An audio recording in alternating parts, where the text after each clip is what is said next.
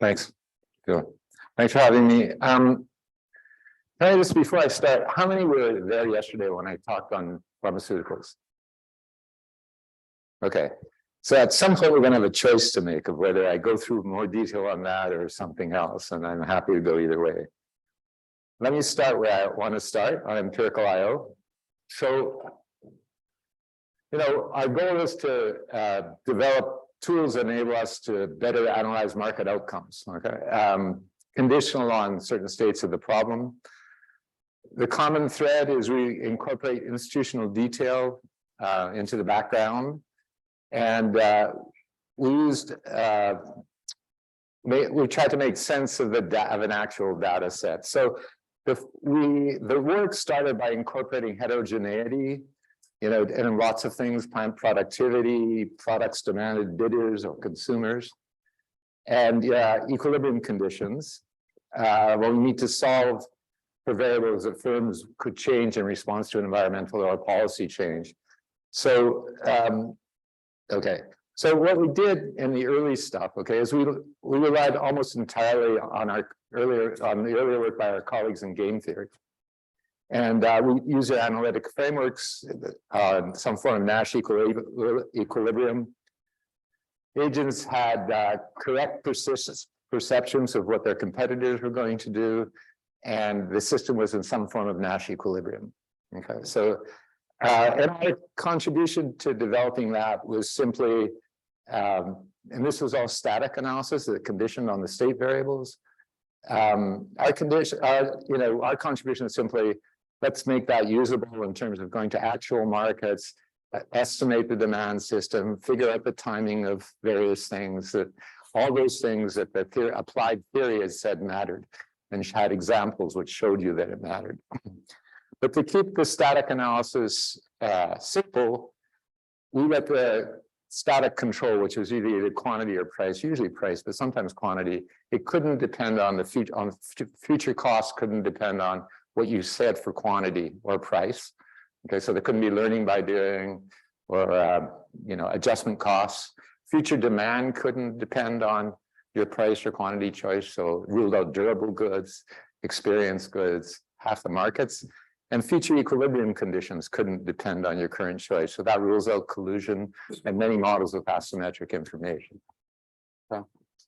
And of course, it also ruled out how the state variables, which are typically, the characteristics of products and the productivity of the firm or the cost function of the firm. It also ruled out how those evolve over time in response to changes in the environment. Okay, so then we got to dynamic analysis. We started the same way we started with a static analysis. We just took the frameworks from theory, okay, and made the assumptions that are in maybe the more traditional dynamic analysis among the theorists. State variables evolve as a Markov process, can be nth order Markov, but it has to be just finite order Markov. And the equilibrium is some form of Markov perfection. So we're all doing the best. We're trying to maximize expected discounted value, net cash flows, and we're all doing the best we can given what my competitors are doing. Okay. So, this starts way back in the OI literature, this paper with Starr and Ho. Maybe it starts earlier. This is the earliest one I found. And then Mask and Terrell wrote these 3 papers that attracted the IO community. Okay. So we started this analysis, and actually, I have one of the papers that sort of transferred this into something that you might use for empirical work. Okay, so that it had, the details of the demand function, the cost functions, and everything that you have, and then just you plug it in and you try and do what they did. Okay, only with richer sets. We're going to see, as we're going to see, it didn't work, essentially. Okay. And why am I doing this wrong? Am I going the wrong way? I probably am going the wrong way. I have a habit of doing that.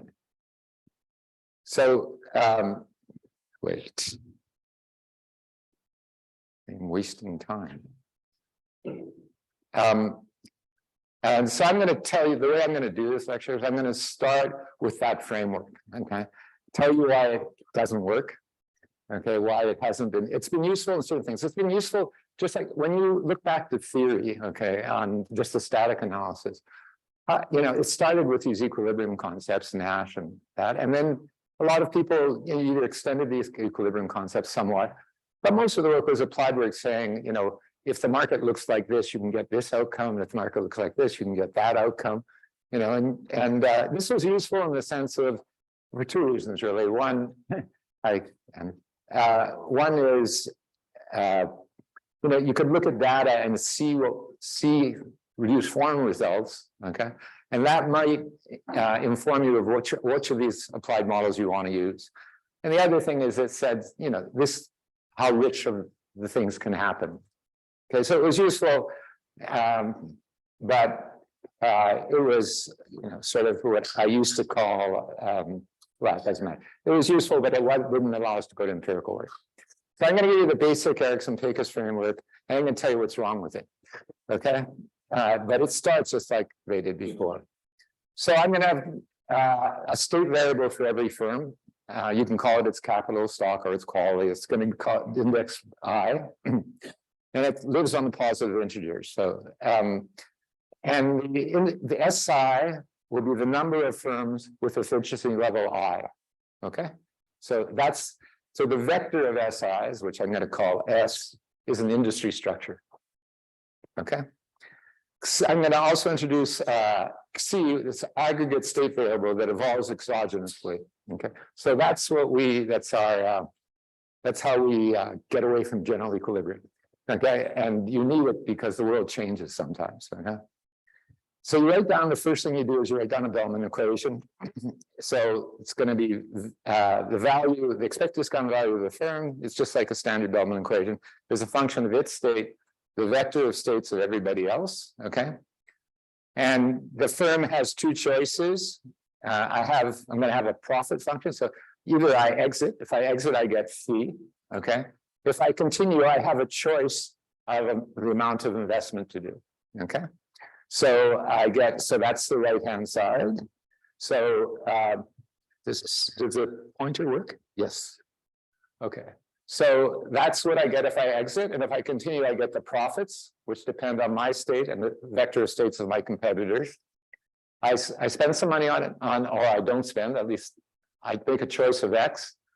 I cost CX, and then I integrate out with respect, then my value tomorrow is just the integral with respect to I prime and S prime of what the I and the S are likely to be tomorrow, given my I, my S, the C, and my investment. Okay, so this is just standard. Okay, I'm going to start with a capital accumulation game. It's not necessary, and I'm going to generalize on that. Capital accumulation games are just games where my investment only affects the distribution of my state tomorrow.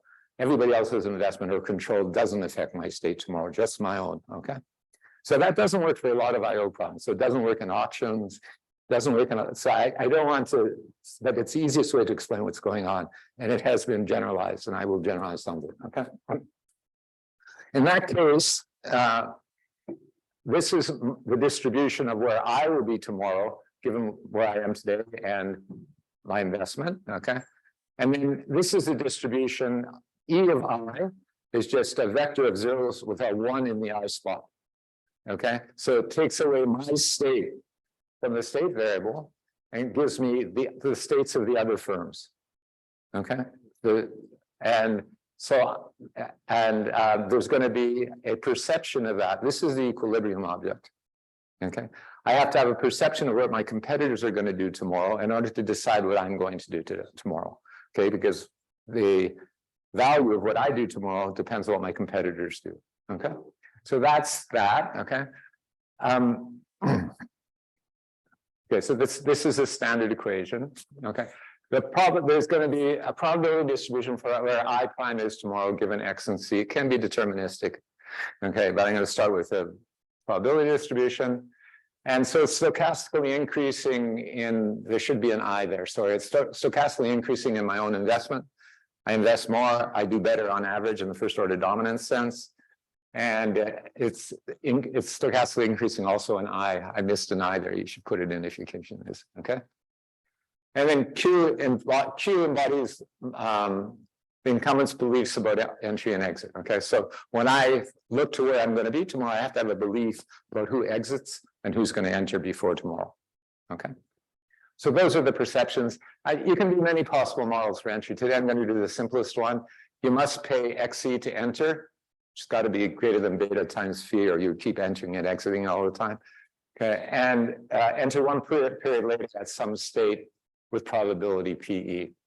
And you only enter with the expected discounted value from entering is greater than the cost of entry. Okay. So the dynamic equilibrium is every agent chooses its optimal policy given its perceptions, that Q, okay, unlikely feature industry structures, okay. And those perceptions are consistent with the behavior of the agent's competitors. Okay. So that would give you the Markov perfect equilibrium. Okay. Good.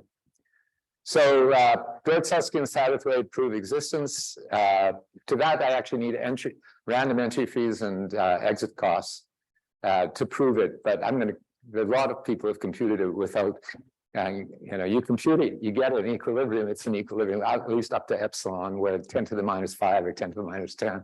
So I never really worried about that, but it doesn't, uniqueness is another thing, but existence, if you compute it, it exists. So Rick Erickson is the other author of this paper. What we prove is, given certain restrictions on the profit function, this equilibrium is computable. That is, it lives on a finite number of states. Okay, so the number of states that I can be on goes from 1 to k, and there's a finite number of firms that will ever be active. That's cap n. Okay, it generates a homogeneous Markov change for industry structures. So the industry structure, if I know the industry structures today, okay, there's a distribution of industry structures tomorrow. Okay, so it's just like a Markov process, only it's in industry structures rather than in numbers. Okay, and it's homogeneous over time. That is, it's the same Markov transition matrix, and we give you conditions where it's ergodic. Let me just, is there a blackboard? Yes. An ergodic process in this context is the following. Say I only had 2 states. You're going to have many, many states. But let me just say I have 2 states. Okay, so I have 1 state here, 1 state here. And I know there's a finite number and they live on the integers or something. Okay. Ergodic process, where you're in a Markov chain, it's finite state. Okay. You start somewhere and eventually you enter into a subset. Okay. It's called the recurrent class. Okay. Once you're in the recurrent class, you stay there forever, okay, with probability 1, okay? And what else do you need to know about that? There's not necessarily a unique recurrent class for every equilibrium. There can be more than one. The thing about the recurrent class is when I used to do auto stuff, I used to explain it like this. What happens is there's only certain states that are consistent with being on those states repeatedly. So, for example, if you had a market and you wanted to see what happens as the market size grows, okay? As market size grows, typically the number of firms will grow too, so the number of states will grow too. But it's true that if you're, say, at a reasonably high number of states, okay, a reasonably high number of firms, it will never get to too low a number, because before it gets there, there'll be entry, okay? Or similarly, we're doing cars, so you could have, all sorts of miles per gallon and all sorts of weight, okay? But there are certain combinations of miles per gallon weight that just don't make sense to produce, okay? So, high miles per gallon and high weight, nobody's going to buy because it's too expensive, okay? And low miles per gallon and low EPG, nobody's going to buy because it's stupid to buy it, okay? So, and all of that will go into the recurrent class. So that recurrent class is determined by the economics of the problem. This is not fancy. It just depends on what the nature of demand and costs are. Okay. Okay. On this, so once I get in here, there's going to be a transition matrix in here. Okay, and if I iterate it long enough, if I go long enough, the actual probabilities will settle down, and that's called the invariant measure. So, okay. So, so in IO, everybody seems to be called the steady state. Okay, it's not a steady state. It's not steady. Okay, because things change over time. So this is in some sense a misnomer, but they're using the invariant measure when they say the steady state. Okay. Okay, so now the first thing I'm going to do is tell you how to compute this. Okay, and I'm going to do it with the brute force version. Why do I do that? Because I find that once students understand the brute force version, everything else is easy. Okay, so I don't expect you to use this. Okay, but I do expect you to understand what's going on underneath it, and that will show you also the problems that we have to deal with. Okay, so that's the paper on this is this RAND paper that Paul Mongar and I wrote. Okay. So it's just a backward solution technique. Okay, it's going to be like you do single agent models. I'm going to do it for a vector of agents. Okay. In memory, I'm going to have something. So I'm going to start somewhere, and I tell you where I start in the end. Just give me. I've got something in memory. What do I have in memory? I have estimates of the value function and policy functions associated with each state. Okay, so I have this big thing in memory, okay, which has all these things in it. Okay, so when we started this, by the way, it took a long time to compute these things. But it's, now I do it on my laptop, quickly. The updating and the simplest thing is synchronous. So what synchronous updating means is I go through every state and I update, okay, and then I put it back on the computer and I go again and I go through every state again, okay? That's going to be different than asynchronous updating, okay? And then, at the end of the iteration, I start again, okay? And if the policies and the value functions are the same for two adjacent things, you're in an equilibrium. And at that equilibrium, because your policies today are consistent with everybody else's policies yesterday, which are everybody's policies today, you're doing the best you can given what everybody else is doing. Okay, so let me do the simplest case to show you how this works. So I prime, what my state is tomorrow is I, what my state is today, okay, plus the outcome of my investment, which is new, minus the equilibrium value of how the world is moving. So, and if you were doing, you had a demand system, the C would be the outside alternative. If people don't buy a good here, it would be the outside alternative. In every different thing, there'll be something else. You'll need it typically. Okay. Okay, so I'm now going to redefine the Bellman equation to show you the logic of what's going on. By the way, one thing for sure, I should have said this at the beginning. Anybody who has a question, you should ask. Okay, because if you have a question, it's likely that there are other people who have the same question. Okay, and besides, I get bored if I just listen to myself all the time. Okay. So my value function when I am at I and the infrastructure is S, I'm going to write it this way: 1 minus chi phi. So if I stay in, okay, so then chi equals 0. If I stay in, which means chi equals 1, I'm sorry, that's 0. Okay, so if I'm going to stay in, that's 0. And chi equals 1, I get this, the continuation value is defined there again. Okay. So the only thing I've done, okay, is I've rewritten this integral, okay, by integrating out where my perceptions of where my competitors are going to be, and integrating out what happens to the outside alternative. Okay, and when I do that, I get W, which is just a function of the outcome of my investment. Okay.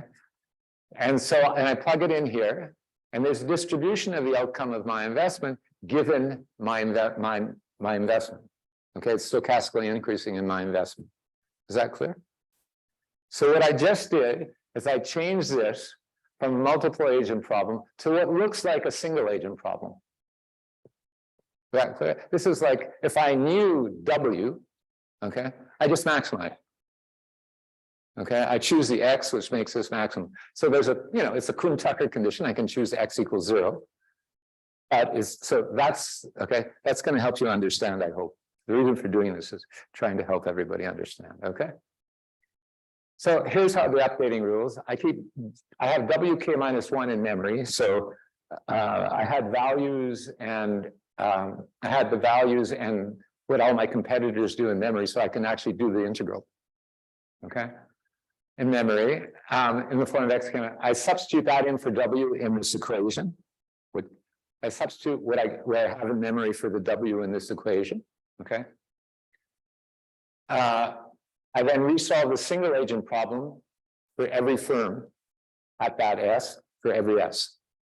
Okay, so I just resolve that thing. Okay, and that's where you get a Kuhn-Tucker condition. So either the derivative, if you take the derivative of that, it's this below, and either it equals 0 if I'm internal, okay, or else if it's 0, it's less than 0. It's 0, sorry. So it's just this picture. You know what happens at a maximization. I don't know why words are not so good today. It's just this picture. If I have an X here, okay, I have an internal maximum if it looks like that. And if I start here and go downwards, okay, forever, okay, then I go to 0. Okay, so that's what that's saying. Okay. So you substitute this in the continuation value, and then you substitute this into for the continuation values, which is so you calculate this part of it. You see if it's greater than phi. If it's greater than phi, I continue. If it's not greater than phi, I exit, and I have to recalculate for everybody else because now they're facing a different distribution. Okay. Potential entrants do what I said they do, and you just keep on doing this until you get to a fixed point. Okay, and when you're at a fixed point, you're at an equilibrium.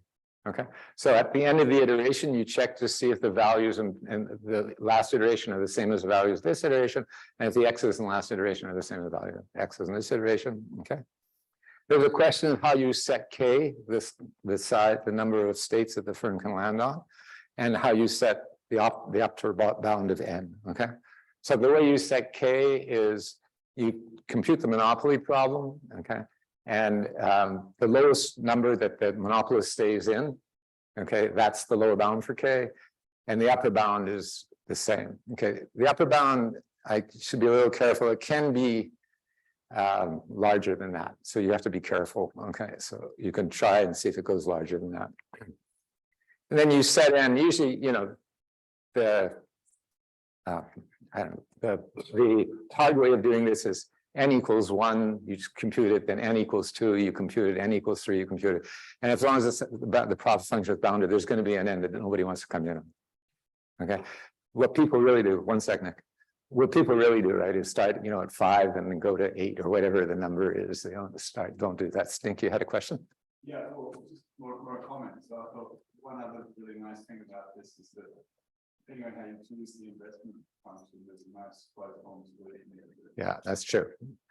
So let me just say one. Do you want to say something else? You're finished. Let me just say a lot of the generalizations of this are in the Dorotselsky-Satterthwaite paper. They you know, how to choose the investment function.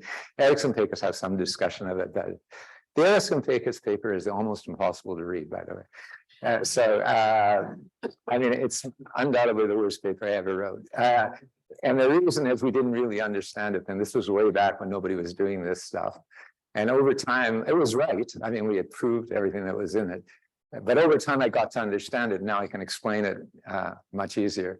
So, you know, maybe if you want to look at something, you should look at the Handbook of IO, where Uli and I wrote something on this. Go ahead. Do you have any tips or experience to share about the convergence of this thing? How it might differ from an ordinary program? Is it doesn't need to converge. Okay, so and the one that converges all the time, or it doesn't have to either. So let me just say, there are, as far as I know, in the mathematics literature, the OR literature that's related to this, okay, there is no proof of convergence for a game, except for in the games where the solution is, what do they call it? You can change. What do you call these games where? What?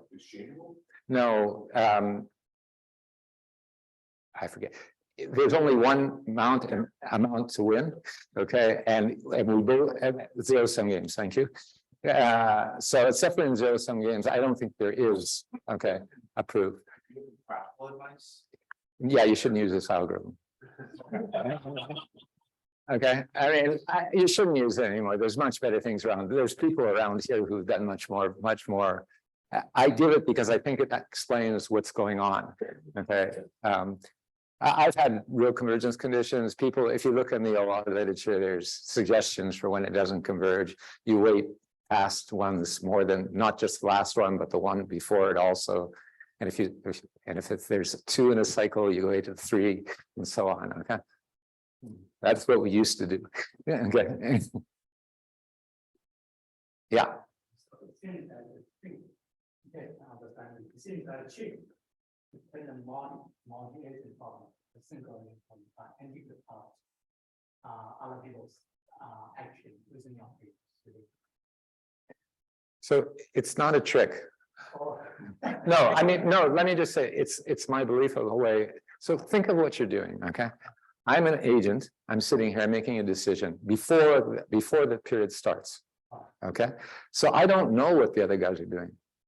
Okay. And they don't know what I'm doing. So they're going to base their beliefs on what happened last period. Okay. What they know about that. Once I know what happened last period, it is a single agent problem, whether you like it or not. Okay. And so when you say trick, I think this is just reality. Okay. I mean, and I'm a big fan of the reality in this context. So go ahead. Yeah, I think here, so I'm doing a full information game to what theorists call a full information game. Okay. A full information game is the only thing that I know that you don't know, you're my competitor, is a random variable that's IID over time. Okay. I'm going to do asymmetric information games. Don't worry, we're getting there. Okay, but right now that's what it is. Okay. So at the equilibrium, the fixed point, it's just a fixed point. Each incumbent and potential entrant uses it as its perceived distribution of the future states of its competitors, the actual distribution, because they're the same in the 2 periods. And chooses its policies to maximize expected discounted value. And that's the definition of a Markov perfect equilibrium. Shoot.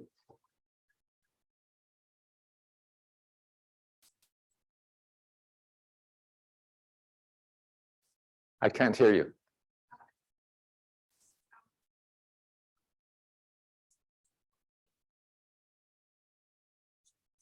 Okay, so it has a heterogeneous types in it. That's the I. Everybody has a different I. So what is true is if you believe this, so I'm going to give the 2 things that made me go this way. Okay. That function, the value function, policy function will be exchangeable in the competitor's values, not in my value. Okay. Because it doesn't matter who they are in this model. It just matters how many of each kind there are. Okay. So if it did matter who they are, okay, and that can happen, I agree with you. Okay. You're missing a state variable. Okay, so for empirical work, you just add a state variable for who that person is. Okay, so then the I is more than one dimensional, and okay, but there's not a problem with it. Okay, good. So now I'm going to tell you what's wrong with this. Okay, we started doing this. This is what, this is just following the theory guides and just putting it into empirical work. Okay, the computational burden of this can be immense. Okay. It consists of 3 things: the number of points evaluated at each iteration, okay? Because each iteration I go through the whole thing, okay? The time per point evaluated and the number of iterations, okay? That's essentially okay. So the cardinality of the state variable, now is this vector S, each of which the components can take on k values, okay? And there are n possible firms. Okay, so the cardinality of this is less than k to the power n. Okay, and you can prove by this exchangeability property that it's actually less than that, far less than that. But this goes polynomially, not exponentially, so it's still pretty large. Okay, the burden per point. So the number of points. Okay, I just gave you the number of points. It's very large. It grows polynomially, even if you use the exchangeable criteria. And then the burden per point is determined by the amount of calculating that expectation, the W, that I integrate over. Okay, so it depends where my competitors can go. So if they can go m places, there's n to the m, okay, elements in that integral, and the cost of obtaining the optimal policy is given the new value function. So I have to calculate the W and then compute the X. Okay. computing the X, as Nick was saying, there's some easy functional forms to give that analytically. Okay. So if you start thinking about how many states this is for a reasonable problem, it's a lot. Okay, and this is what, this is called the curse of dimensionality. Okay, there are two elements of the curse of dimensionality: the size of the state space, okay, and the amount of things I have to integrate out to get the W. Okay, so as the number of states goes up, okay, and the W goes up, you're facing, impossible problems. So what happened with this, okay, let me just, what happened with this to this whole framework, okay, is the theorists or the applied theorists started using it, because now, what you could do before, you could only have certain functional forms and, because otherwise you couldn't get analytic solutions, so you couldn't publish it in RAND. Okay, so now you don't need to get analytic solutions. You can just put it on the computer and chug away. Okay, and so applied theory started using this. So, Uri has a lot of papers on this, and there are lots of others. Okay, but when we went to empirical work, you'll find that the papers are there's very few of them, and they're very sort of, they're not very tied to the actual industry, because you just can't compute things like that. Okay. Okay. So this is where we now go into the more modern stuff. So there are two ways to get around this. Okay. The first way, the one that appeared first in the literature, is some form of approximation. Okay, so we're not going to compute this exact. What I gave you is going to be computed to 10 to the minus 5 if that's your tolerance on the computer, and if it's 10 to the minus 10 is the column. Okay, if that's your tolerance. Okay, so it's for me that's computed equal. Okay, but the approximation techniques don't worry about that. Okay, and typically they go, if you did the deterministic approximation or the mean field theory stuff, oblivious equilibrium, that we're going to talk about the next section, I think. Okay, there's a lot of research determining that when it does fit well and when it doesn't fit well. Okay, there's another two ways of doing it: continuous time. In continuous time, that the integral over the future. Okay, so in continuous time, what happens is there's some form of Poisson process that says, it just so happens that you're going to move today.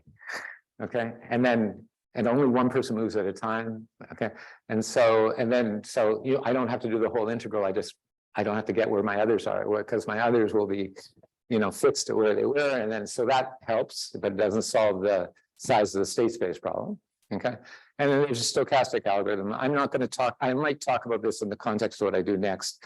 Okay, it's really just what the mathematicians did with stochastic integrals.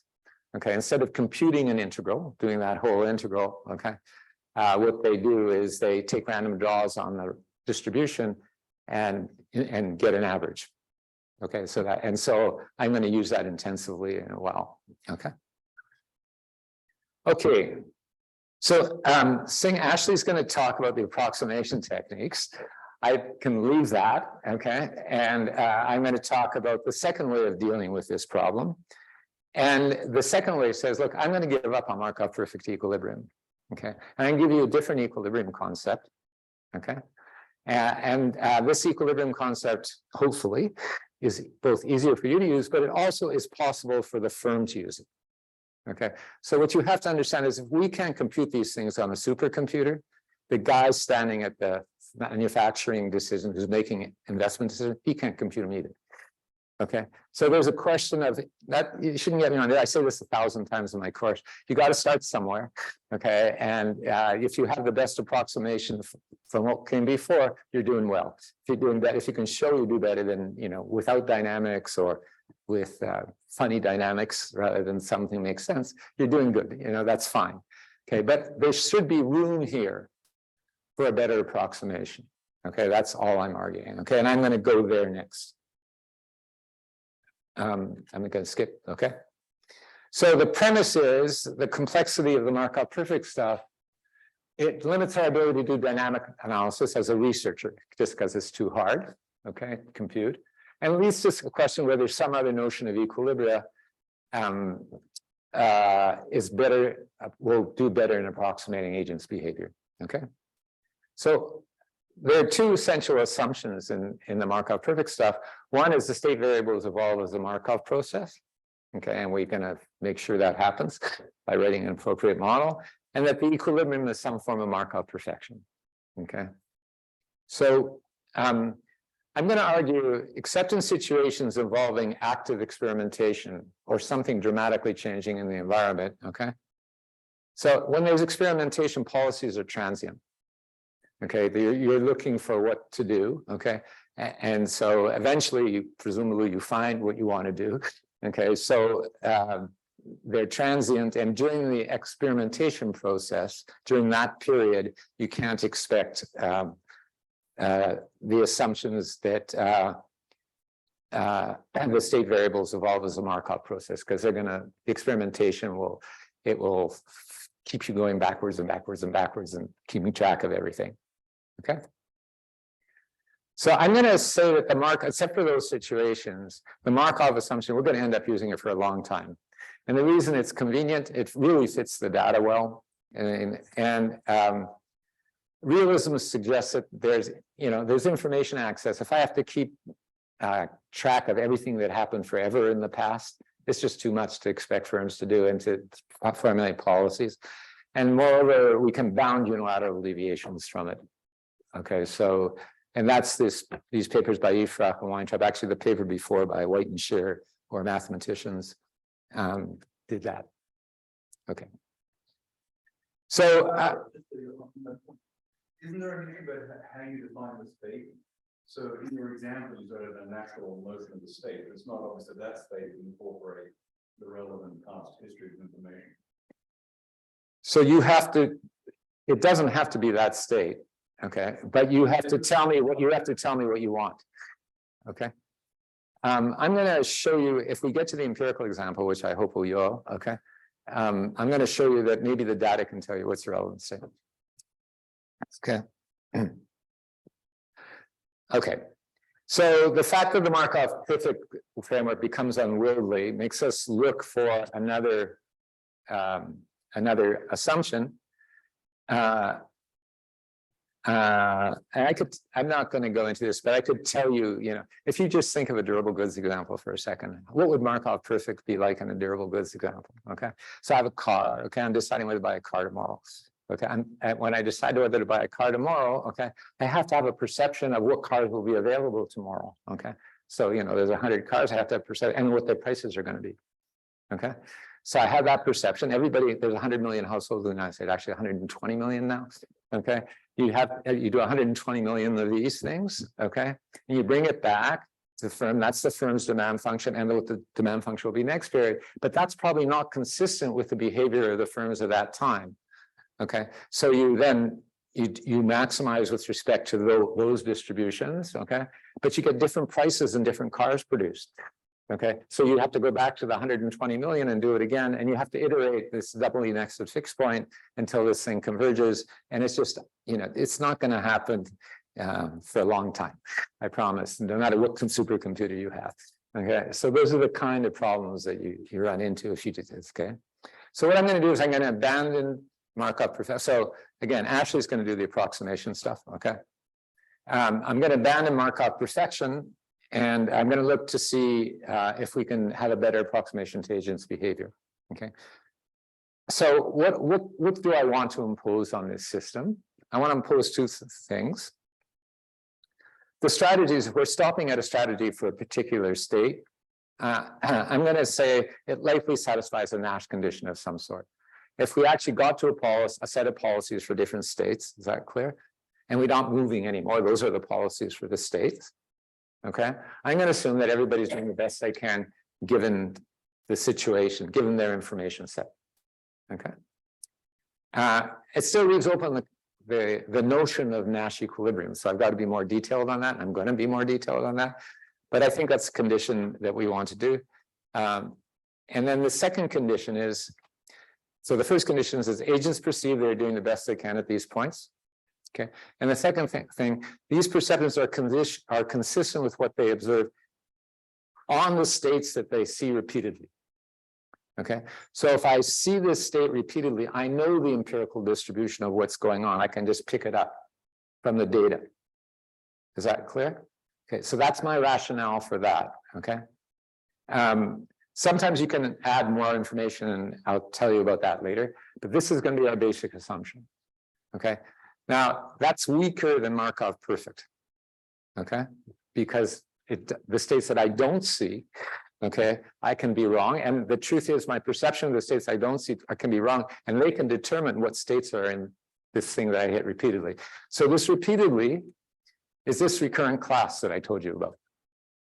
We are eventually going to get into recurrent class. That's just Markov chain theory.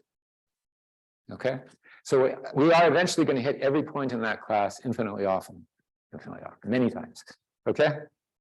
Okay, and those are the points, okay, where I have to have the correct perceptions. Okay, now there is an issue here. I'll get back to it. So there are two kinds of, well, I'll say now, you know, the group here is very mixed. So there are people who know a whole lot and people who don't know a whole lot. So I'm going to try and make you both happy, but I probably won't. Okay, there are two kinds of points in here. Okay, there's points what we call interior. Okay, what's an interior point is in the Markov process. So it's, you know, again, a point is my state and my competitor's states. Okay, at every point I'm doing the best I can. Given what I'm doing, okay, I'm going to end up in the recurrent class in the next period with probability 1. Okay, but there are points. So interior points are, no matter what I play, whether I play the optimal thing or I don't play the optimal thing, okay, I'm going to end up in the recurrent class of probability 1. Okay, boundary points are points. I mean, this is a funny graph, but they're, say, here, where again, if I do the optimal thing, I'm going to be in the recurrent class with probability 1. There wouldn't be a recurrent class otherwise. Okay, but there's a feasible set of points, a feasible action that can take me out of the recurrent class. Because I go out of the recurrent class, I don't hit those points repeatedly, I don't visit them repeatedly, I can't get the right expectation on them. So whatever was your expectation, you're going to keep it. Is that clear? It could be wrong. So if I think nobody will enter, if every entrant thinks nobody should enter, nobody will enter. Even if they did enter, they'd make profits. Is that clear? So those are the boundary points. Okay, so because Markov perfect is a special case of this, okay, and this is, so these are weaker assumptions. There's going to be more of a multiplicity problem here than there is a Markov perfect. And this is the source. Okay, the source is these boundary points. Is that clear? Okay. Because if I think everything on the outside is lousy, I'll never go there. That's essentially what's going on. You're going to get draws from here. It could shock you out to those. No, it can't. Again, when you're on an interior point, okay, it doesn't matter what you draw, you're going to be recurrent next period. And even when you're on a boundary point, as long as you play the optimal policy, it doesn't matter what you draw, you're going to be in the recurrent class next period. It's only when you play something, you're in boundary point and you play something that is not the optimal policy, given your perceptions, okay, that you screw up. In quantification, there are suddenly some places here for some reason, and you're forced into one of these choices. We might see an equilibrium switch. So wait, so far I'm talking about equilibrium. Okay, I will get to learning about when things change. Okay, but one concept at a time. So let me formalize the assumptions now and write it down. Okay. Define the information set of a firm. Okay. So now, again, my information, I don't need to know what everybody else is doing. Is that clear? Whatever I know, and I'm going to do the best I can given what I know. And everybody's going to do that. So there can be asymmetric information, whatever you like here. Okay. Okay. So I'm going to say the way it usually works out, this is a simplification, but it's one that's been used quite a bit. I'm going to say my information set consists of stuff that's public, okay, which is CT, and stuff that's private, which is omega IT. Okay. And I'm going to say these information sets, evolve over time like a Markov process. I'm going to give you a set of assumptions that ensure that. Okay. Policies, again, I'm going to go to, if I get to the empirical example, and I really hope I do, okay, I'm going to do a continuous state. But here I'm going to do discrete states just to show you guys what happens. So this MIT is my policy, and I can take on cap M values, which is finite. Okay. And that and I'm going to assume a capital accumulation game. Again, I'm not going to need this. Okay. So, you know, the example that's been used, it's not a capital. Let me just say, what does a restriction of the capital accumulation game rule out? It rules out stuff like auctions. Because what happens in an auction, you have a bid. Is that clear? My bid determines whether I get it or not. And that determines what happens to the, say I'm a timber, there's all this stuff on timber auctions, okay, that the US government does. Okay, so, and the guys in the timber auction usually own a lumber yard. Okay, so, you know, the guy, that means the guy who owns smaller numbers of trees, okay, is going to be more aggressive in the auction, and the guy who has lots of trees is not, because he'll want to, you know, use his lumber yard, okay, to its fullest capacity.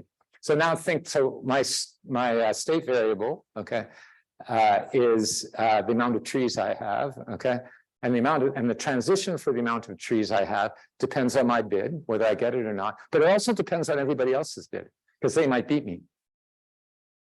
Okay, in which case I don't get the trees. Is that clear? So there's lots of places where the capital accumulation game doesn't hold. Okay, so that particular one with auctions, it's done in the paper by John Asker, myself, and Chaim Frischman in RAND. So, you know, I'm not going to go over every possible trend, okay, but if you, that's one that you should, and you know, it's going to work for auctions. But I'm going to stay with the capital accumulation game to show you what's going on here.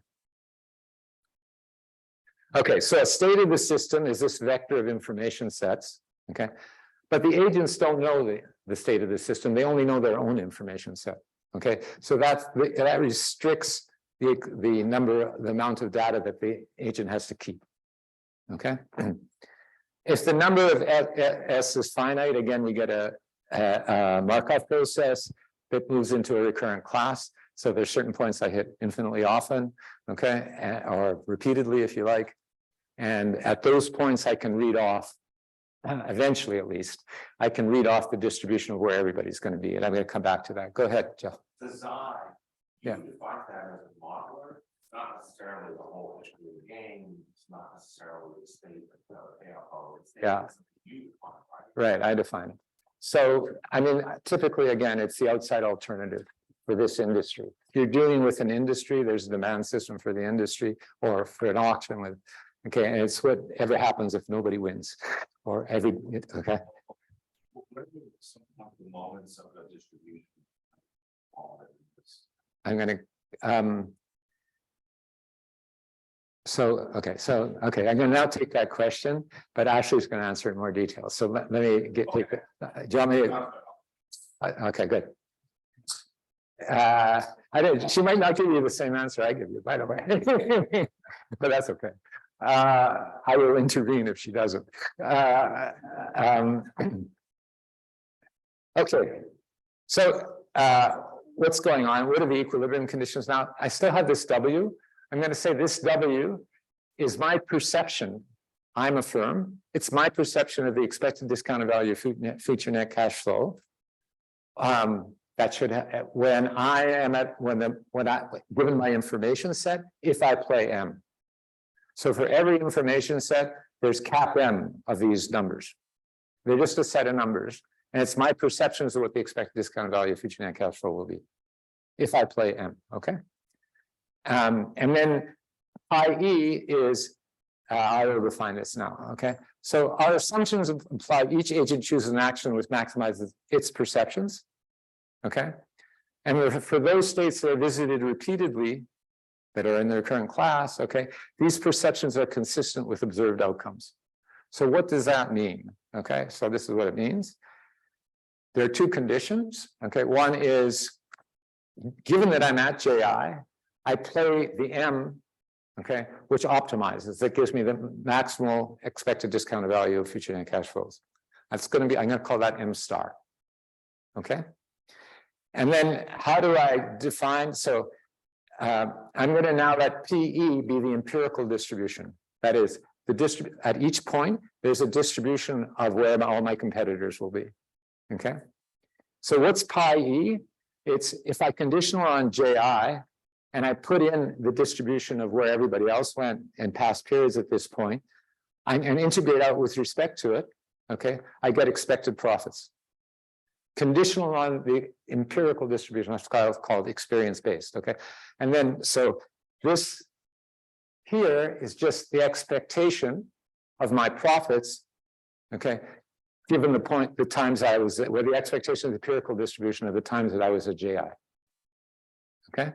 And then what happens, so that's my profits for equilibrium. Then I discounted future net cash flows. So PEJ prime I or JI is just the distribution of where my competitors go tomorrow, given where I am today. Okay, so it's just the joint distribution divided by PEJI, the definition of that. Okay, I'm going to integrate out with respect to that distribution. Out of every J prime I, I'm going to play M star of that JI. Is that clear? So all I'm doing, okay, is I'm saying, look, in the expected discount value calculation, there are two integrals. One determines expected profits, is that clear? And one determines the continuation value, the expectation of what I get from where I land. Is that clear? Both those expectations, what I'm going to do is I'm going to substitute for whatever the equilibrium thing is, I'm going to substitute the empirical distribution from the data. Okay. Okay, and that's going to be your definition of equilibrium. Okay. Again, now I'll tell you how to compute this. Okay. And then I'm going to go to the empirical example. I hope I have at least that. So I started at 9, right? I'm going pretty fast. So, and the people who aren't asking questions are all students, which worries me a little bit. Okay. So, I mean, I'm supposed to be teaching. So you should speak up. Okay.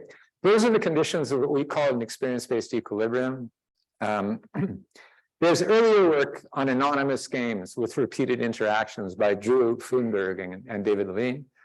And it's essentially the same concept. Just the difference is we're putting into this Markov framework instead of this anonymous sequential game stuff, okay? But it's the same idea. The idea is if I go off the equilibrium path, okay, I don't really know anything. So and all the equilibrium is on the path. On path, I do the right thing. You had a question.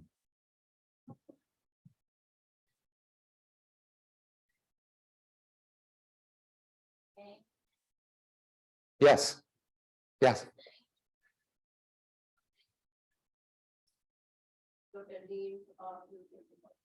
But it's going to be there. So the empirical distribution embodies what happens to everybody else. I'm playing against that and I'm getting to an equilibrium there. Ariel, might we go back to the previous slide and just go quickly explain the last two displayed equations? The bottom two equations? Exactly. Okay, good. Okay, so I'm going to integrate out over the future. Okay, I have to get my continuation value. Is that clear? So I'm going to be somewhere tomorrow, and everybody else is going to play their thing, and they're going to be somewhere tomorrow.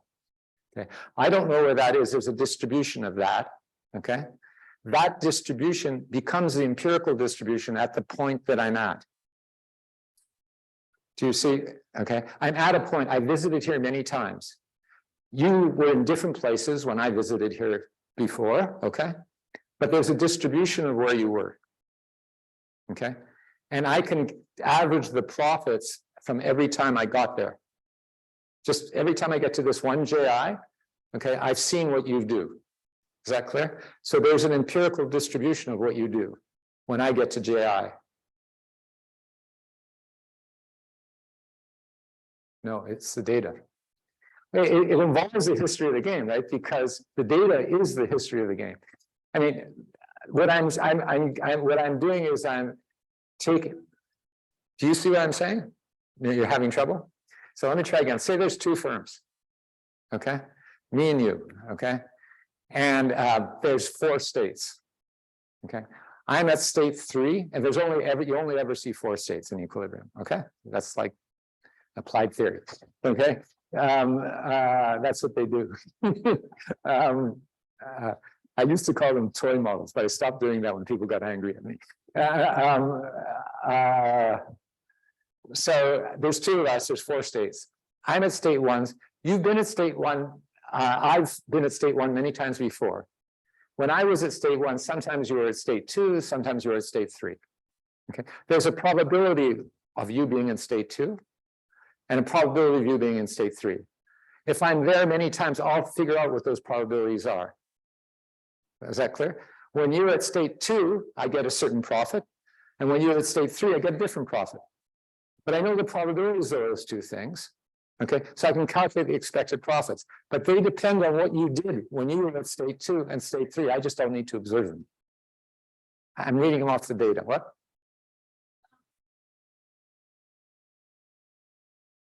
Yes. Okay. It's that history that has the game in it. Okay. Okay. Shoot. So, to understand, the experience is really about what other players Right. play in the state, but you are more rational, I guess, more, you know, the effects of your own behavior, so you don't have to learn about that, right? Yeah, I'm going to assume that. Okay. That's not very, so I would say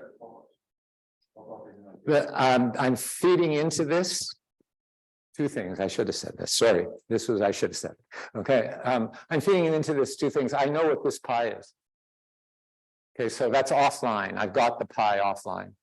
Okay, and I know what this my transition is, which came back here somewhere.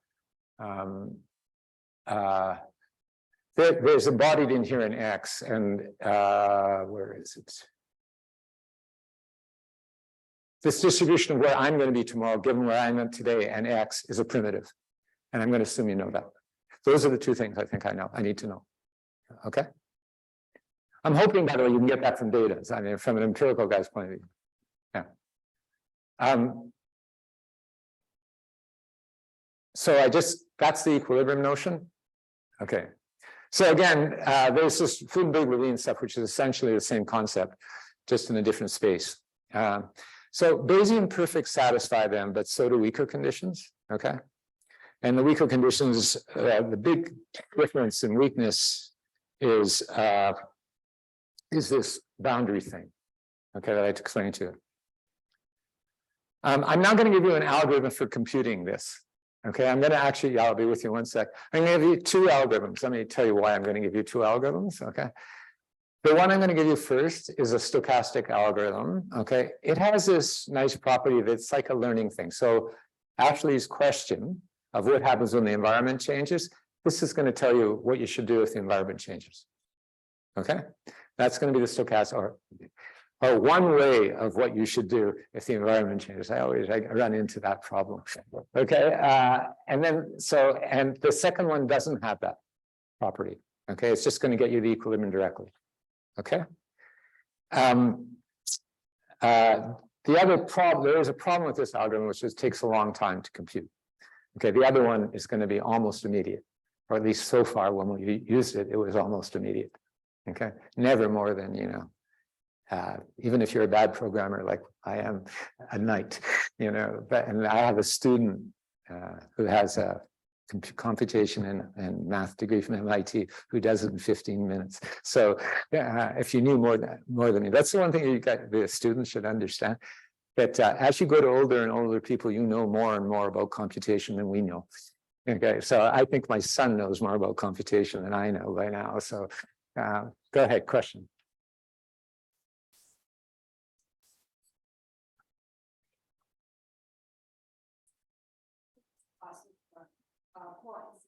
What part of the model incentivize the agent to not go to left at all? They have a perception. You're always doing the best you can. Okay, so I have perceptions for all points, whether I've visited them or not. I always have a perception. I got to start somewhere with a value function, and that's my perception. Okay, it matters where you start, but I'm not going to go into the details of that level of detail.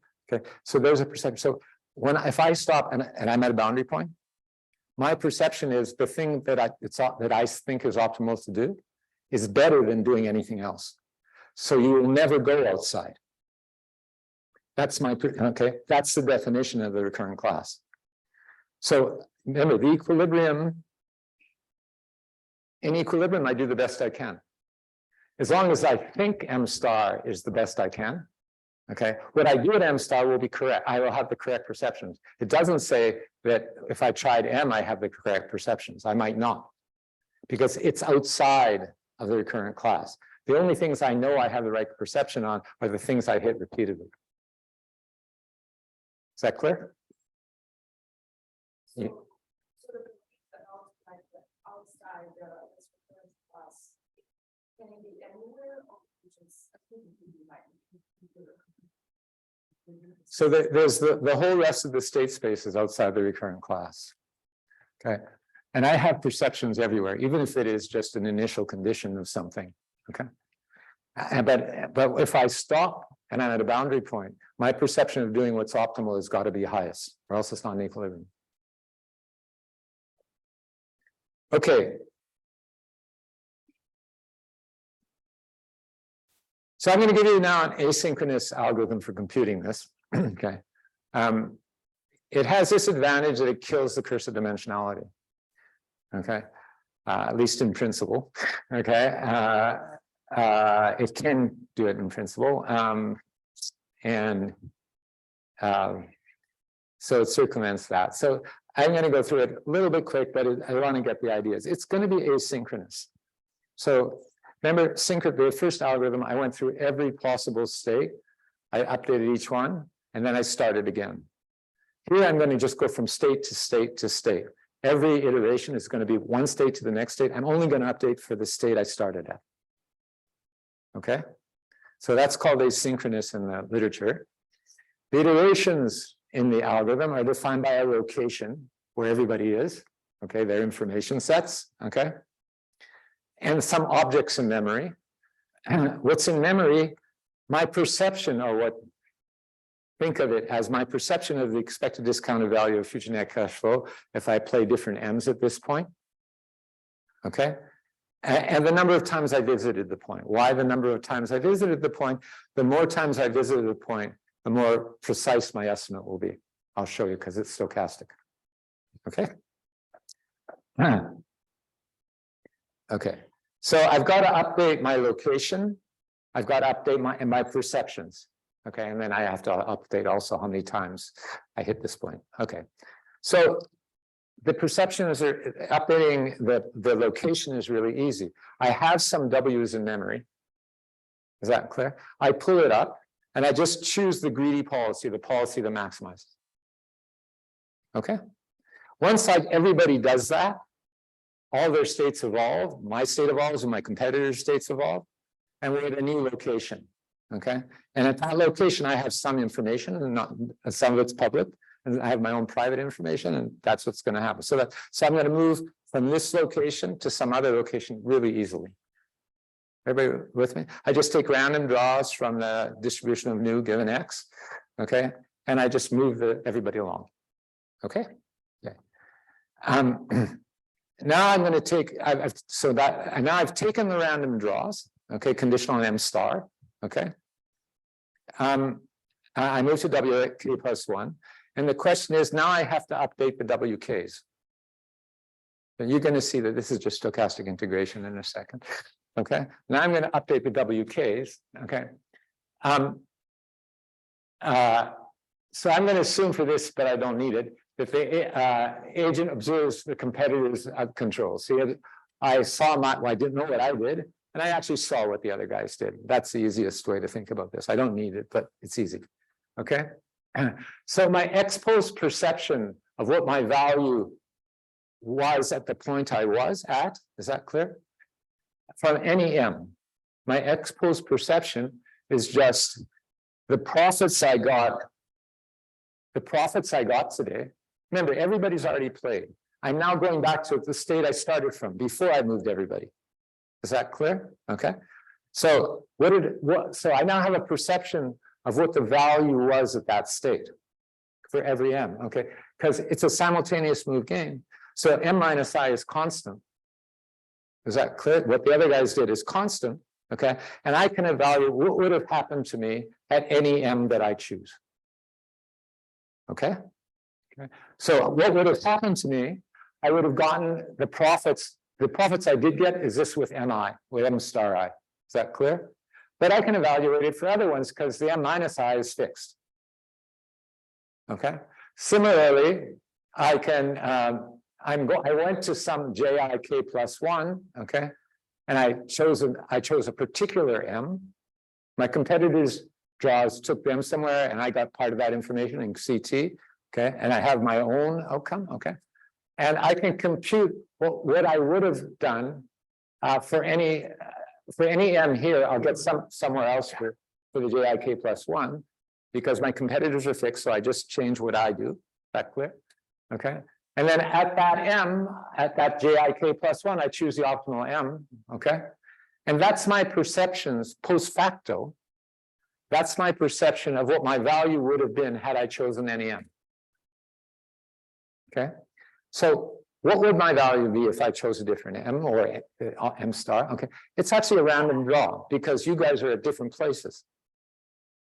Okay. And this is like, but this was the realization of that random draw for what actually happened. Is that clear? So it's like a random draw from a stochastic, from an integral. Okay. The W's are the expectation of these things. This is one random draw.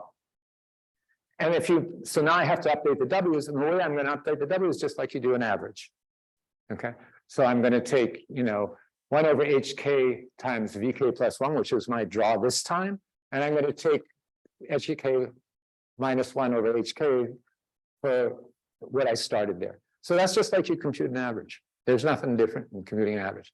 Let me say that's not the best way to do it. Okay. I can tell you why in a second. But that's the way that if you looked at an OR book on this stuff, okay, they would say this. WK plus 1 minus WK is just some function, some proportion of VK plus 1 minus WK. That's how they would write it. Okay, but that's just an average. The reason you don't want to use those weights, let me just tell you, is the initial W's at the very beginning are much noisier and much less informative than the later W's. So you want to weight the later W's more than you want to. That's the only. And then you can look at these books, and I've looked at them, and you can spend a year reading how to do it optimally. Okay, and I haven't spent the year. But I think you can think of what you really want to do is just throw out the first million draws. Okay, that's really what you want to do. Okay, so if we have equilibrium valuations, we tend to stay there because EV star is in fact, if you put in the equilibrium, there's no guarantee of convergence, but this one does tend to converge. Okay, because the integral is doing it for you. You're smoothing out. Okay, and the reason that it doesn't otherwise is that. Okay, and the other thing, so now I'm going to come back to agents to Ashley's problem. Not only can I use this to get an equilibrium, okay, so can the agents. Okay, so I have some perceptions of what the values are. Something in the environment changed, so my profit function changed. Okay, I can now just run this thing again. It's a learning algorithm. It will compute and it will eventually get to an equilibrium. Okay, so that's the real advantage of this algorithm over the way I'm going to show you next. Okay, is that it's actually useful when things are changing in the environment. Again, let me just say one more thing. If there's a dramatic change, it's probably not useful. Okay, you have to, because people are probably then experimenting in ways this model doesn't let you do it. Okay, one more thing. There's a distribution of equilibria. It's marked Bayesian perfect is special case. It has multiplicity, and this has additional multiplicity. So the way we've been using this is we take a bunch. We do this many times with different random draws, and you're going to get a distribution out of it. Okay, so there's a probability that you end up here. There's another probability that you end up here as equilibrium, and then okay. So when you do this, are you also changing the initial perception? We probably should. If you ask me whether we did it, I don't think we did it. If I remember that. Go ahead. Going on to stationarity, this stochastic cost history degree, because it seems like you just had said something really, I thought was great, because you take out that it means, there's a law of numbers in the background. Right, it is. If that'll converge, you have a stationary cost. So it's stationary in the sense that the transition matrix from ST+1 to ST, from ST to ST plus 1 is stationary. Exactly. Yes, that's right. So it's a Markov, it's a time homogeneous Markov process. Is the right way to say it. Okay. But it doesn't mean, there's not one point in here. There's a bunch of points. Yeah, that's right. Yeah, that's right. It is. Okay. So formally, this doesn't have a Kirsten dimensionality. Why doesn't it have a Kirsten dimensionality? Because no matter, you're always going to go into a recurrent class, and the recurrent class is finite. And so you can increase, it's what I said. If you get a bigger market, you won't compute, the recurrent class won't include the smaller and smaller market size. Okay, and so on. Okay.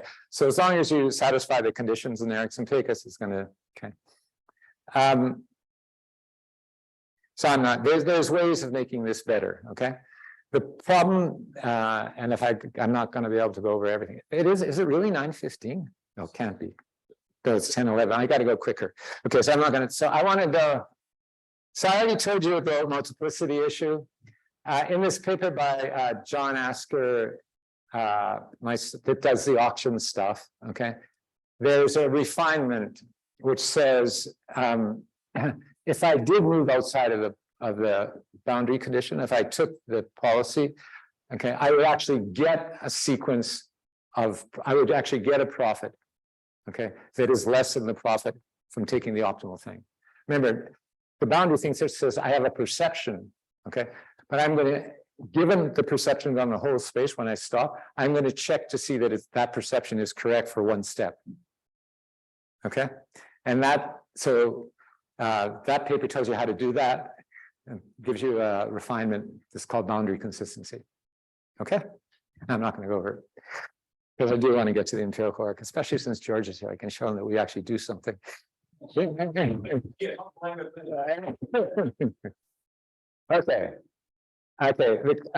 way around it. So I'm going to now go to empirical work. I need a candidate for JI, which is the FERB's information set. Okay. And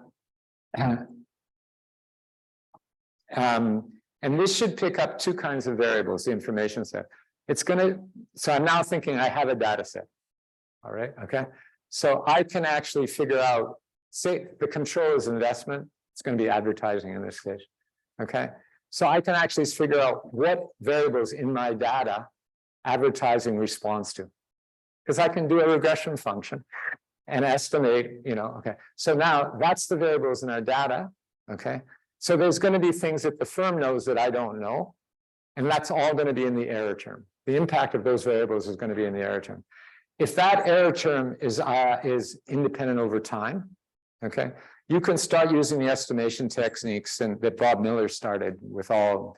I think you must have taught this already here, okay, and BBL and everything else, okay. In everything that I've ever computed, that error term is serially correlated. If it is serially correlated, you can't use those techniques, okay.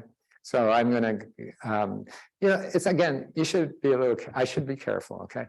Those techniques helped us move along a long way, okay. It's just that now we know how to do it with serially correlated errors. So I'm going to tell you how to do it with serially correlated errors. Again, the way progress is made is it's in steps, right? You do, somebody's going to make a policy decision, okay, for many of the things that we do, okay. And he's going to make it, and you want him to make it on the best available techniques and information, okay. And the only question is, are you better than the next guy? So for a long time, the dynamic stuff that they did with RID errors was better than the next guy, okay. I don't think that's true anymore, but it was true for 20 years, okay. So I don't want to poo-poo this stuff. Actually, part of it is I did this too, so yeah.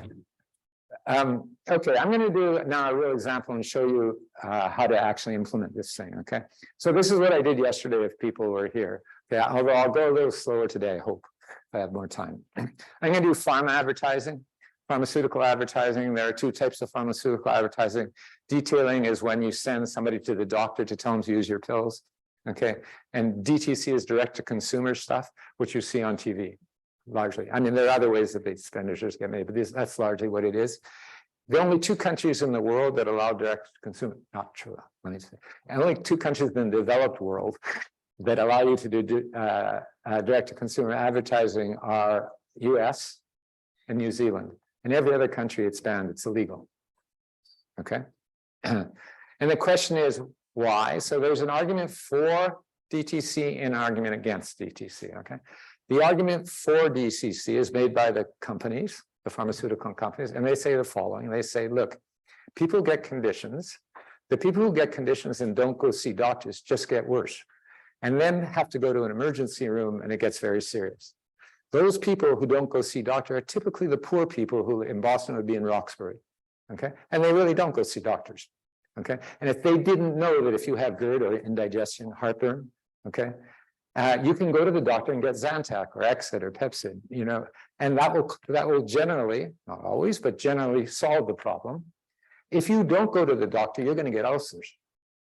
And that's a very serious illness. You're going to be in the hospital. You're never going to be the same.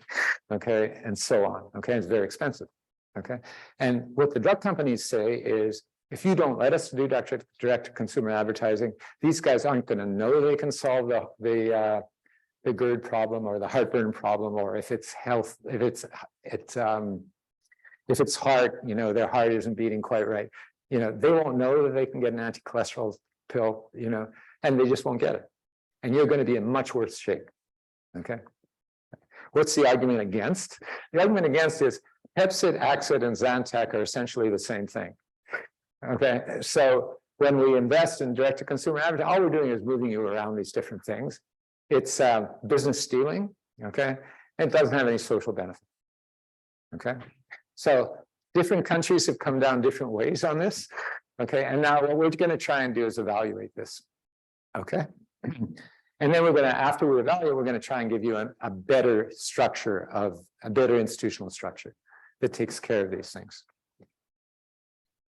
Let me say, well, the better institutional structure, by the way, it's pretty simple, actually. It's you impose a tax on the revenues, okay? And then you give the proceeds of that tax to a central authority, and the central authority does advertising, but he doesn't say a brand name.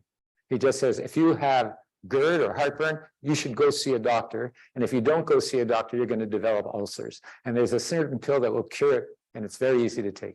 Okay, but it doesn't tell you, it doesn't use the word Zantac, Axid, or Pepsid. Okay, so that's a very easy solution to this problem. Of course, to get it through Congress, it's not going to happen, but you might have, as economists, because the pharma lobby is a big lobby. Okay, the way we're going to do this, and I'm not going to go through the first three steps.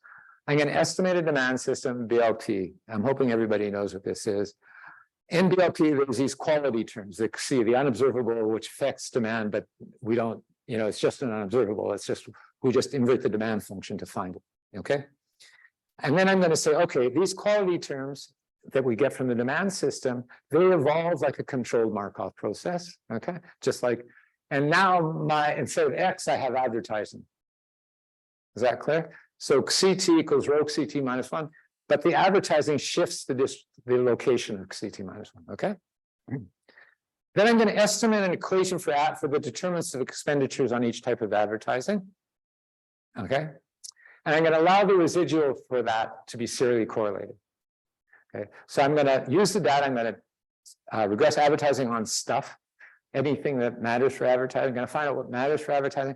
There's going to be a residual. I'm going to let it be serially correlated. So the state variables are what I observe in the data that matters, and this unobserved state variable, which is serially correlated. Those are the things that my investment keys off of.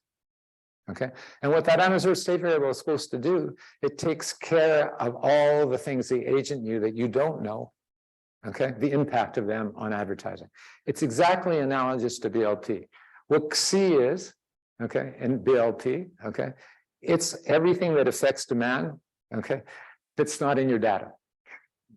This is exactly what what this is going to end up being, okay? It's not. What? It's product specific. It's going to evolve over time. Yeah, as a Markov process. Okay. And there's going to be one in the, there's going to be, so this C has one source of disturbance that is unpredictable, this one. And then the advertising equations will have two more sources of disturbance, which are serially correlated, one for detailing and one for DTC. Okay. After I figure out the state variables and get and estimate the parameters which are invariant to the institutional structure, okay, I'm going to provide an algorithm for computing the equilibrium. Okay. And that algorithm is going to be different from the other algorithm. It's not, it's not a learning algorithm. I'm going to go to it directly. Okay. And it's going to offer continuous controls. So I said I could generalize this to continuous. It's going to offer continuous controls and continuous states. I've got 10 minutes. I've got to move fast.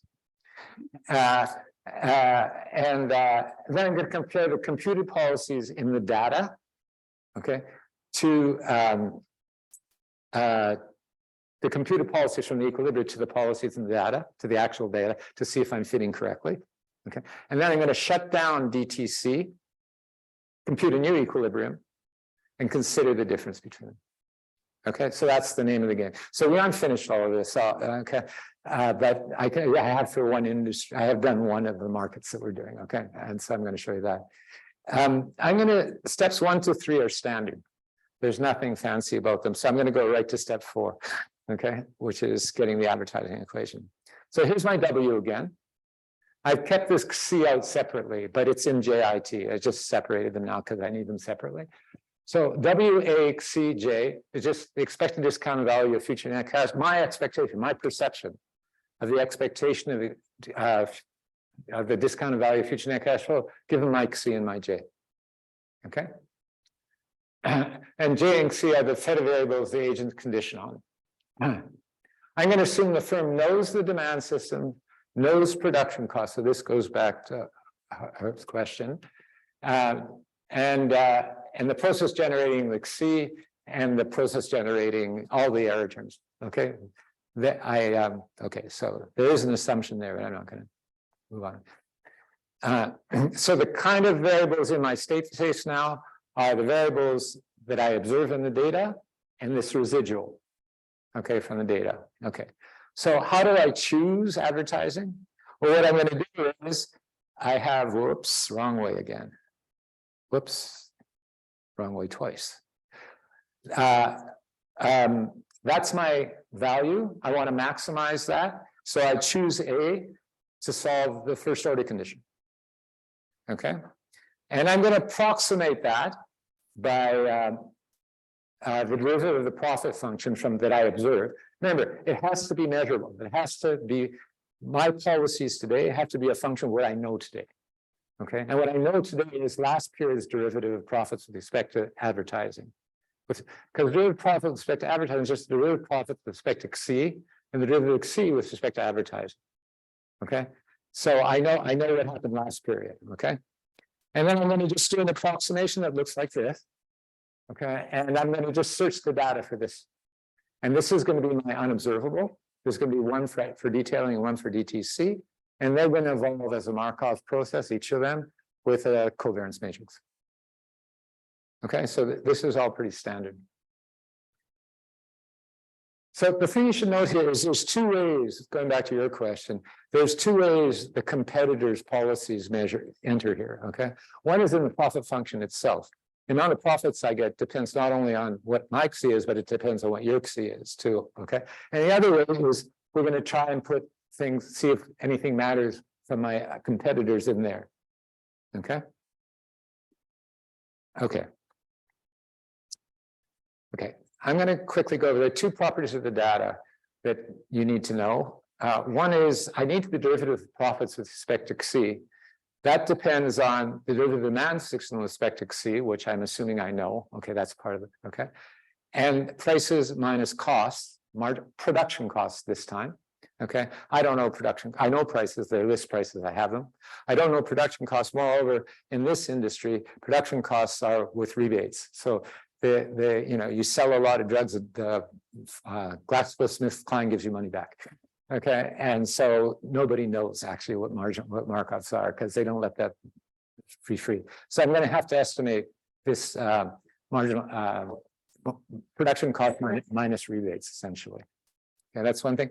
The other thing is, I don't know if you know, I often said this to my students, by the way. Advertising is the one variable that the one control, the firm's control, very much unlike price or quantity. It varies a ton of amount, from 0 to big numbers, and it happens out all the time. You know, from the point of view of an empirical guy, that's like a dream, right? Because these are you see the perceptions of the guy by the advertising. If I had a model to generalize, but nobody had a model yet, so nobody ever did this. Okay, so but once you do have a model, you have to take account of the fact that sometimes they go to 0 because those are selected observations. And if I don't take account of them, I'm going to get a selection bias. Okay. I'm going to go through this first part quickly. I have less than 10 minutes. So what should I talk about first? I should tell you a little bit about the estimation algorithm, just a second. Whoops, what am I doing wrong? Oh no, wait. Oh, I'm going the wrong direction. That's what's happening. Yeah. Okay, so the algorithm is a nested algorithm. I don't think you guys will be able to, in 10 minutes, for me to explain the whole thing to you. Okay, so I'm going to skip over this rather quickly. You first estimate the costs just from the first order condition every time, okay? And then you estimate the parameters that are not the cost parameters. So, okay. And you take account of the selection, which I'm going to do. So I can't teach you all this in 10 minutes. Okay, so you got to believe that I did it right. Okay, but let me tell you what the answers are like. Oops, wrong way.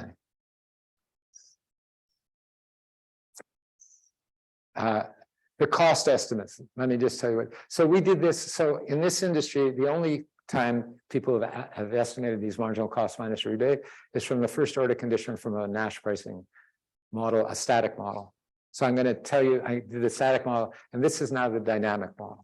Okay, and all we do is we move costs around so that the advertising equation is correct. Okay, okay. So yeah. in this world, you can't change prices, which our prices are that. How do we think about static Nash? Yeah, I think it's the wrong assumption. I mean, that doesn't mean everybody hasn't used it before us. Okay, I mean, that's the reason I introduced this by saying there's a lot of information in the advertising area. Okay, so here's what happens with the cost estimates. When you do the static analysis, the costs are way higher. So the markups are way lower. Okay, so for the branded alternatives, we get markups between 86 and 100%. By the way, remember, this is pharmaceuticals. Is that clear? So most of the costs are in the R&D. They're not in production costs, okay? In fact, some of the articles that came before us assume 0 production costs. That's the standard thing to do. We get it between 86 and 100. When you do it first order conditions, you get the highest one is 42%. Okay, so there's a huge difference. Okay, the advertising equations, the markups are higher for branded drugs when you do it when you use the dynamics than the generic component. Okay. And when you don't do it dynamic, you do it static, the generic markup is higher than the branded markup, which is also nuts. Okay. The observables, there's highly significant first order serial correlation. This is Pierre. My co-author on this is Pierre Dubois. Toulouse should have said that. Okay. And he puts 3 stars means it's significant at 0.001, not 1%, but 1/10 of 1%. Okay. And you can see that all the right terms are, and there's 3 3 variables that come in consistently. One is this derivative with respect to profits. One is the serial correlation coefficient. The other is the derivative with respect to profits.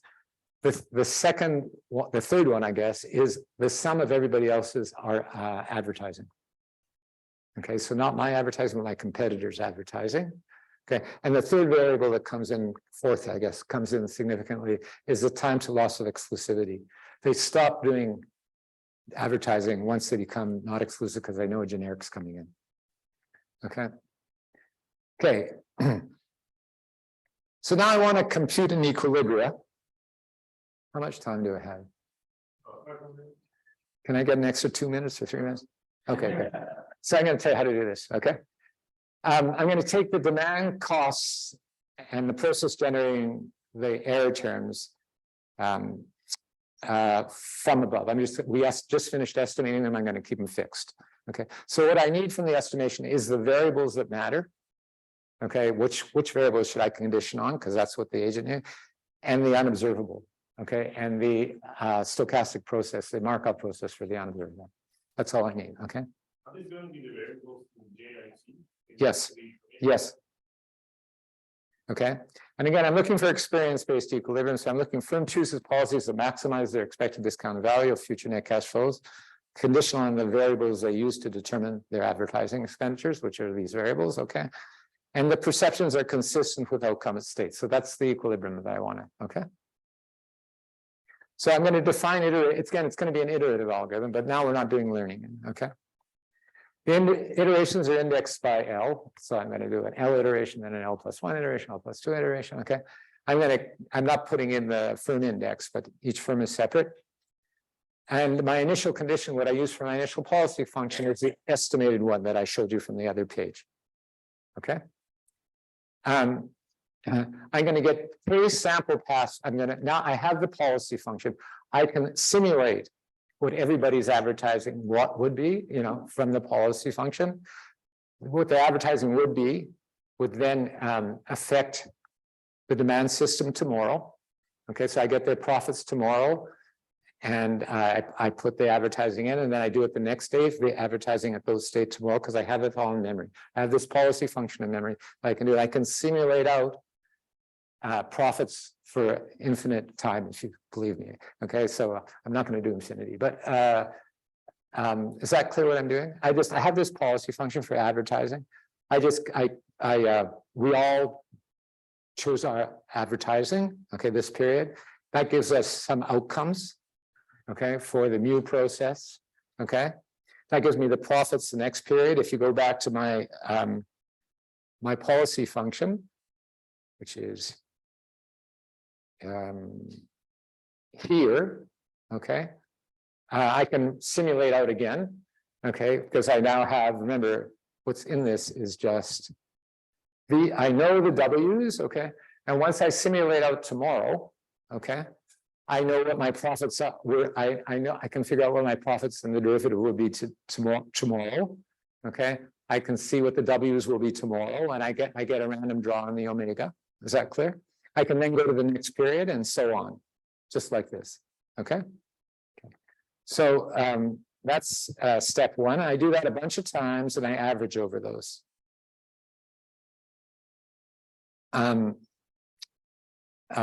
Okay, so that the averages are these pi L's and omega L's. Okay. And I'm going to use these averages to compute the marginal product of advertising, which is just this derivative again, the same derivative as before.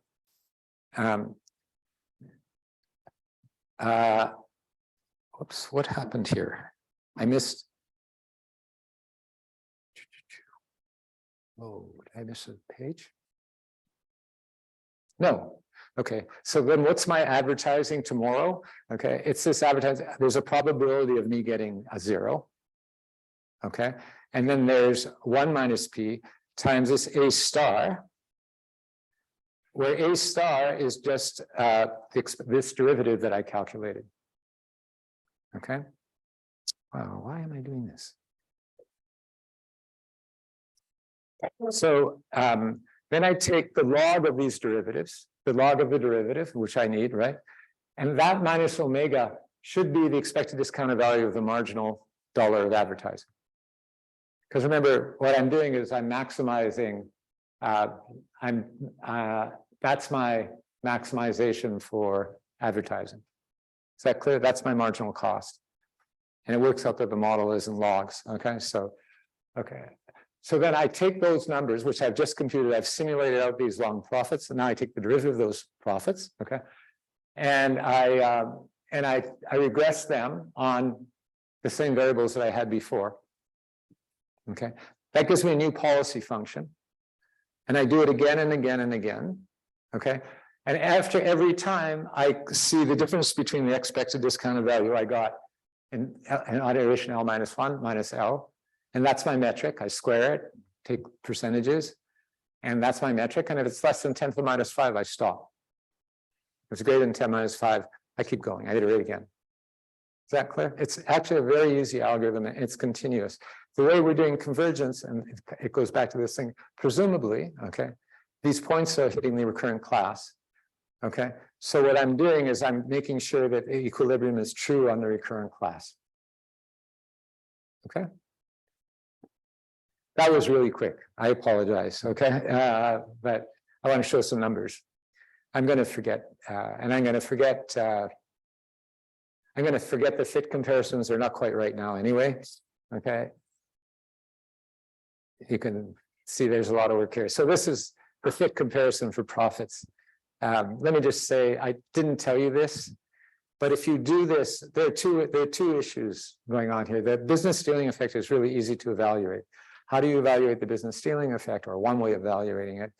You know, you take the original data and you say, what would my profits have been if I stopped advertising, but everybody else didn't? Okay, that's one way of, that's the incentive for me to advertise, the difference between that, okay? And those numbers are like 50% of profits. Okay, they're huge. They're at the beginning of the paper, okay? Okay, so why did I tell you that? Because I now know that if advertising changes dramatically, it affects the expected discounted value of profits a lot, okay? But you can see that this is the actual fit of profits. And the reason that it's so good, this axis is the actual profits, and this axis is what we observe. And you can see we're almost getting it exactly right. Okay, that's because the policies are close enough to the actual policies that we're replicating it. Okay, so now I'm going really fast now. I'm going to compare equivalent outcomes when DTC is allowed to equilibrium outcomes when it's not allowed. Okay. I want to do a lot more here, but we're not finished yet. So this is it. Okay, so on the bottom axis is the detailing expenditures when DTC is allowed, and on the top axis, on the vertical axis, is the detailing expenditures when DTC is not allowed.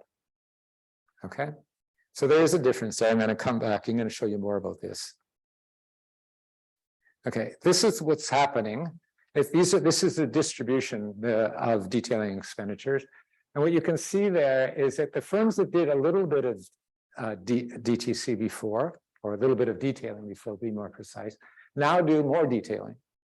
Okay, but the firms that did a lot of detailing before now do less detailing.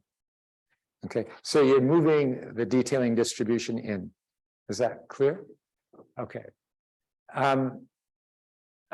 So there's a single crossing property of this, okay? So now I'm going to give you net profits, okay? And here's what you see. You see a very similar thing with net profits. That is, the firms that were doing a little bit of detailing before, okay, now do more detailing, but more profits. That they also get more profits, which means their revenues increase more than their detailing, than the detailing they're throwing out, right? Because they're, okay. But the firms that did a lot of detailing before now earn less profits. So we know their detailing goes down, but so does their profits, which means their revenue goes down even more.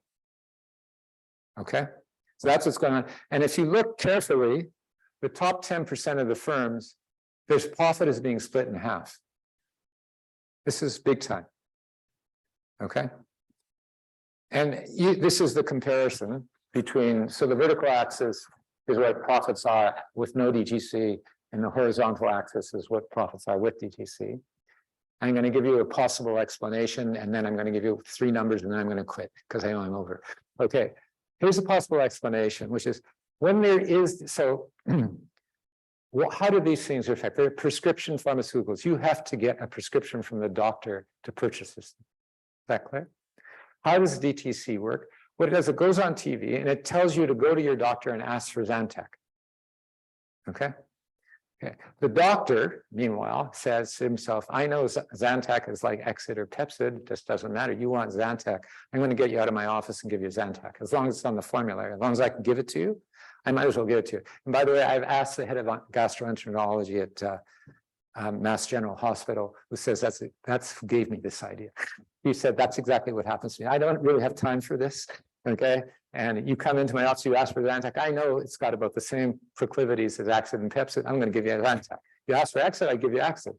You know, but it just doesn't matter. And that's the way it works. Okay, so if it works that way, okay, what's happening is when there is DTC, there's a lot of reason for people are going to the doctor and asking for a particular pill. And so what you want to do is you want to make sure the doctor knows about your Zantac and Exit. Okay. When there's no DTC, okay, people walk into the doctor and don't really have anything in mind. Okay. So this is the smaller pills. Okay. So they now go to the doctor and tell him about their small pill. Okay, because they now have an incentive, because before they weren't going to ask for it anyway. Okay, and now they have the incentive for it, they go, and so that's why the detailing goes up. This is a possible explanation. Okay, I checked it with the doctor, but I don't know if it's right or not. Okay, this is how profits go, and the reason they go down like this is total profits. The reason they go down like this is near the end here. These are drugs that are going off patent. And once they go off patent, they stop doing DTC and so on. Okay, so here are the numbers. I'm going to just summarize them for you. This actually, I was sort of disappointed in this, but this is what happened. Okay, what would happen if we stopped DTC? They would save 235. The guys, there were about 12 of them that did DTC. The rest didn't. Okay, I said in the beginning that there a lot didn't do it. Okay, the guys who are doing DTC would gain about $235 million per quarter because they're not spending on DTC. That's how much they were spending on DTC. They were spending about $900 million a year doing DTC. Okay. On the other hand, their profits decline. They add this money because now they're not spending $235 million a quarter. Okay. But despite that, their profits go down $190 million per quarter. Is that clear? Okay. So $190 million a quarter is about $800 million a year for each of these firms. That's even for SmithKline and Eli Lilly. That's real money. Okay. The profit, if they would have done this unilaterally, it would have been even worse. Okay. They're now losing about 50% of their profits from no DTC. Okay. If we did it unilaterally, the business stealing effect would kick in and they'd be losing 80% of their profits. Okay. So, what's going on here is, in fact, the producers are losing money. So I said at the beginning, they're losing money if they stopped DTC and everybody else did DTC. But even if everybody stopped DTC, they're still losing money. Now, there's a question of whether it's still a question of consumer surplus in this game. And we haven't calculated that. It's a little bit complicated to calculate because it has a random coefficient. So every individual has a different income term. So I have to work that out. We haven't gone there yet. One caveat, then I get out of here.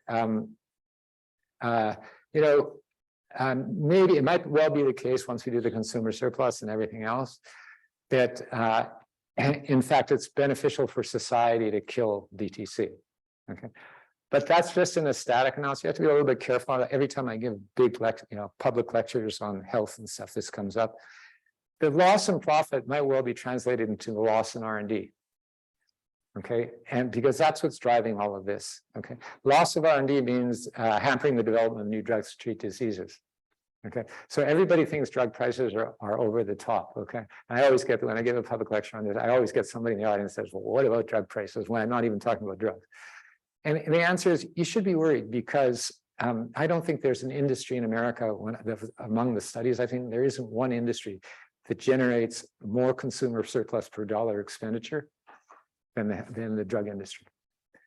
It's because you take into account what they've developed, okay, and the human cost of that and the human benefits of that, okay, and they're huge. Okay, it doesn't matter whose number you get for value of life or value of morbidity, they're all huge. Okay, so you have to really worry about this. Okay, so I don't want to push it too far. You should be aware of this. the real stuff, the real problem with American drug prices is not America. It's the fact that we're funding the rest of the world's research. It's really the truth. I mean, because Britain, the European countries, I don't know what happens in Australia, they have a board that sets the prices. Our prices are 3 times as high as their prices. Okay, so that we're paying for all the R&D in the world, and they're not. If we split it, if we spread it out, and everybody paid a fair share, our prices would be way down. Okay, so but I do want to put that caveat in. I think because it's important. Okay, that's it. I'm over time. Sorry.